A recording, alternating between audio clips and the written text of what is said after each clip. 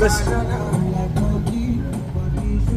ain't nothing wrong with opening up and talking to somebody and telling them that you're hurting, man. There ain't nothing wrong with that. Ain't nothing wrong with that. Pain shared is pain lessened. I'm hearing too many stories of people taking their own joints, you understand, at young ages, in their 30s, in their 20s, in their 40s, in their 50s, for financial problems, relationship breakups, job loss, whatever it is. You gotta talk to somebody, man. You gotta talk to somebody and tell somebody how you feel, man. And especially with the dudes, man. Especially with the dudes. Especially with the dudes. Especially with the dudes. Ain't nothing soft. Ain't nothing soft by calling your homeboy, you understand, and bending his ear for an hour and a half, 2 hours, until you get it all out. You gotta get it all out. And if that's your man, he gonna listen. If that's your man, he gonna listen. If he love you, he gonna listen. Homegirls, same thing. And let me say something to the dudes, so that you can get out of this notion that it's a sign of weakness to express your pain, your hurt, your confusion, your anger, your grief to another man. Let me share that right now. I'm in federal prison. I'm in the feds. And my nigga Black, shout out to my nigga Black, East St. Louis from the Boogie. Me and Black was tight. I got to Morgantown in October 2014. Black transferred in from Lexington in December 2014. And me and him just clicked. That was my main man. We still tight until this day.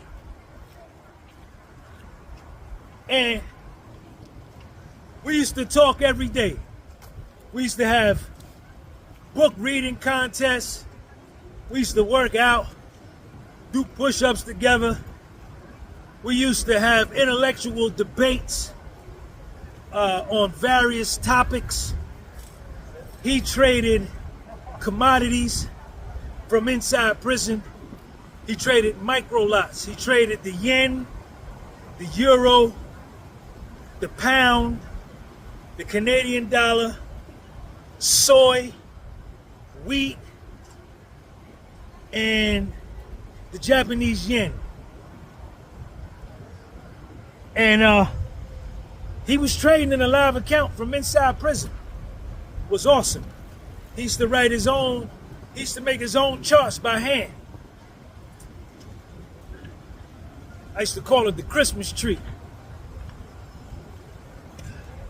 2 out of every 3 trades was a winner from inside prison. But anyway, Black was normally very positive. He was very optimistic. He was strong. You know, he was a man amongst men.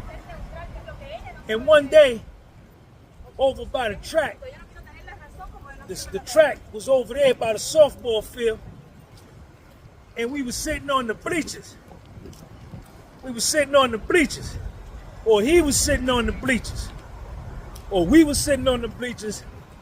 I don't know if he was there first and I came second, or I was there first and he came second. But what I do know is that we was on them bleachers. And he was down, man. He was down. His shoulders was down. His vibration was down. And I knew he was down. Because when you spend so much time with somebody, you become to know them. He knew me intimately. He knew about my case, little Sean, my family, my mother, everything, my life. I knew about him, his son, his daughter, East St. Louis, St. Louis. You understand? And he was down. And I said, yo, Black, what's up, man? What's the matter? He said, Sean, man. He said, man, you know, he one of them Midwest niggas. Talk real country. He said, yo, man. He said, man, when I came in here, when I came to prison, right, I had a 3 in front of my age. Now, man, I'm still in here, man, and I got a 5 in front of my age. And when he said that,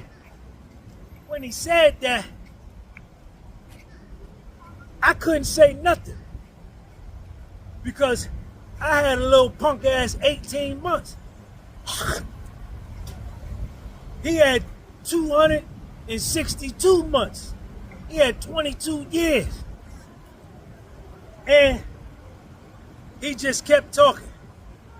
He said, man, I'm tired of this shit, man. He was down, man. And I let him talk. I let him rap. And I just chill. I just chilled right there on the bleachers. I didn't say nothing. I just let him talk and let him get it off. And then when he was through, I said, well, man, look, at least you got an out date, man. At least you getting out. You understand? And that was the best I could say. But it taught me a lesson.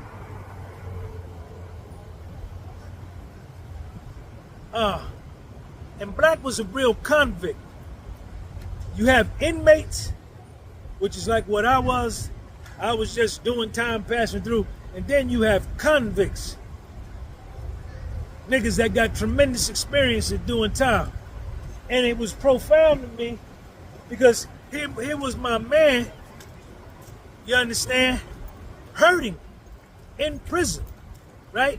And not only hurting, but he was sharing it with me, with another man. You understand? And it wasn't I couldn't judge him because he had told me stories about when he went and got his knife in the joint, right? I knew he wasn't no punk, right? I knew he wasn't weak, but it showed me that life could punch us all in the mouth, man. It could punch us all in the stomach and knock the wind out of us, man. And, you know,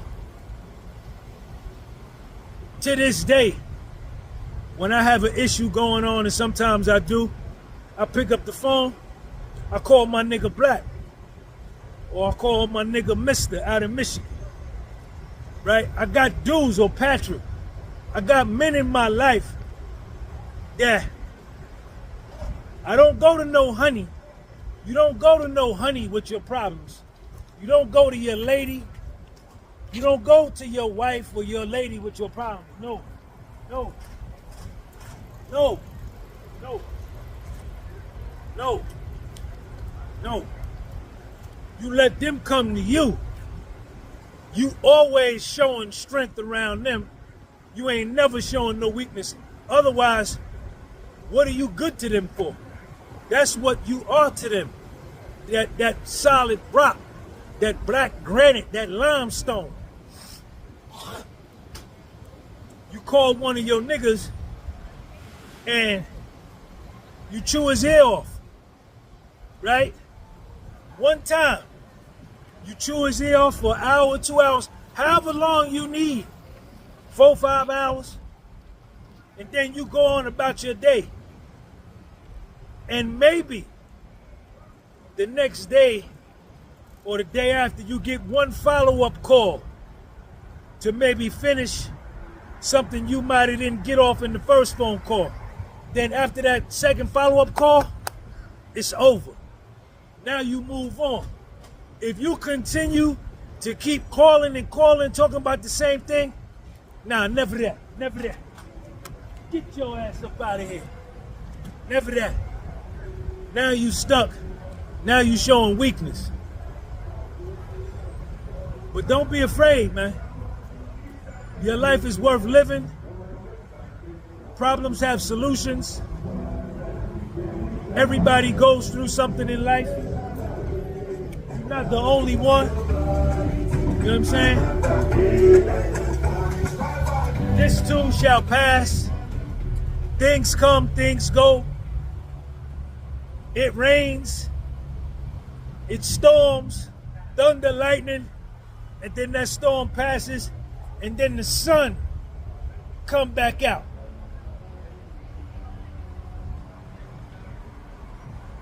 Then the sun come back out. Podcast was sold. Peace.